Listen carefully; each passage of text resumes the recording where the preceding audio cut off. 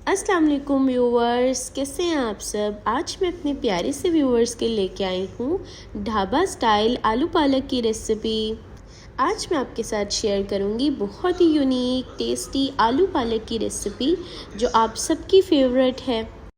इसलिए आप मेरी इस रेसिपी को एंड तक ज़रूर देखिएगा। और चलें अब हम इसे बनाना स्टार्ट करते हैं। बिस्मिल्लाहिर्रहमानिर्रहीम। और आलू पालक बनाने के लिए हम लोगों ने पैन ले लिया और उसमें हम ऐड करेंगे ऑयल 5 to 6 टेबल स्पून और ऐड कर देंगे अपने पोटैटोस। और पोटैटोस ऐड करने के बाद अब हम लोगों ने इन्हें फ्राई करना है। और फ्राई करने से हमारी जो आलू पालक है उसका टेस्ट और भी बहुत टेस्टी हो जाए, क्योंकि फ्राइड आलू का टेस्ट हमारी आलू पालक में बहुत ही यम्मी लगता है। इसलिए हमने अपने पोटैटोस को पहले फ्राई कर लेना है। और इस तरह देखें, जब यहाँ पे इस तरह से हमारे गोल्डन गोल्डन होने लग जाएंगे पोटैटोस, फिर हम लोगों ने इसे साइड पे निकाल लेना है। देखें इस तरह से हम इन्हें निकाल लेंगे साइड पे। पहले हमने इसे 5 to 6 मिनट अच्छे से फ्राई कर लेना है। और फिर हम लोगों ने पैन ले लेना और उसमें ऐड करना है ऑयल 4 to 5 टेबल स्पून और ऐड करेंगे उसमें क्यूमिन सीड्स। यहाँ पे मैंने ले लिए हैं। कुछ स्पाइसेस ऐड करेंगे। क्यूमिन सीड्स 1 टीस्पून ले लिया है। रेड चिली वूल हम लेंगे 3 to 4।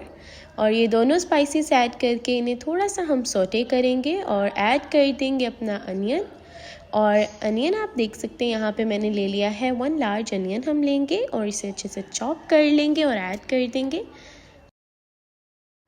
और अनियन को हम लोगों ने इस तरह से सौटे कर लेना है। और देखिए इस तरह से बस अब हम इसे सौटे करेंगे। और जब ये हमारे इस तरह गोल्डन होने लग जाएंगे, लाइक सॉफ्ट होने लग जाएंगे और थोड़े से गोल्डन होंगे, फिर हम ऐड कर देंगे जिंजर गार्लिक पेस्ट, जो यहाँ पे मैंने 1 टेबल स्पून ले ली है। और 1 table spoon ginger garlic add करके इसे भी अच्छे से सौटे कर लेते हैं। इस तरह अब हम इसे भी सौटे कर लेंगे। और जब ये सोटे हो जाएंगे फिर हम इसमें कुछ स्पाइसेस ऐड करेंगे। और स्पाइसेस में यहाँ पे मैंने ले लिया है coriander powder 1 teaspoon, cumin powder 1 teaspoon, ये दोनों ऐड कर देंगे। और इसी के साथ यहाँ मैंने रेड चिली पाउडर ले ली है। रेड चिली पाउडर यहाँ पे मैंने ली है 1/2 टेबल स्पून और टर्मेरिक पाउडर ली है 1/2 टीस्पून।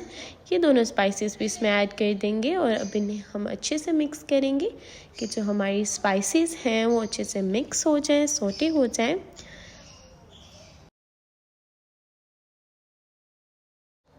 और जब हमारी स्पाइसेस जैसे अच्छे से सौटे हो जाएंगे फिर उस पॉइंट पे हम ऐड कर देंगे वाटर 4 to 5 टेबल स्पून। इसे भूनने के लिए अपने मसाले को हम इसमें वाटर ऐड कर देंगे।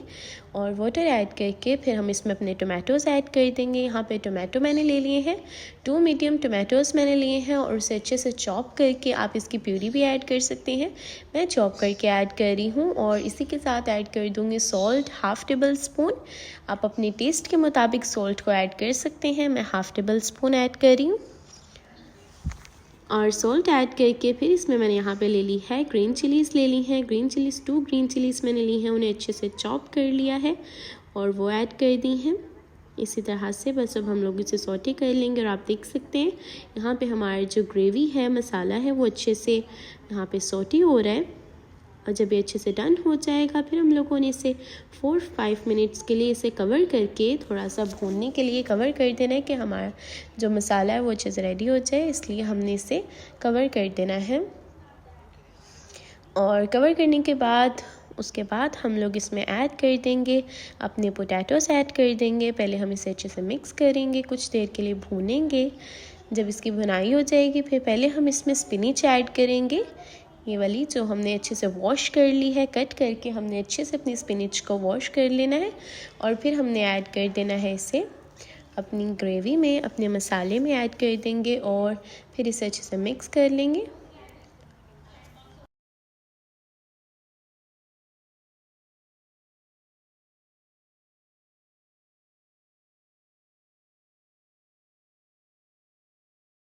स्पिनिच ऐड करने के बाद इसे हम लोगों ने अच्छे से मिक्स कर लेना है कि मसाले में जो हमारी स्पिनिच है वो अच्छे से मिक्स हो जाए।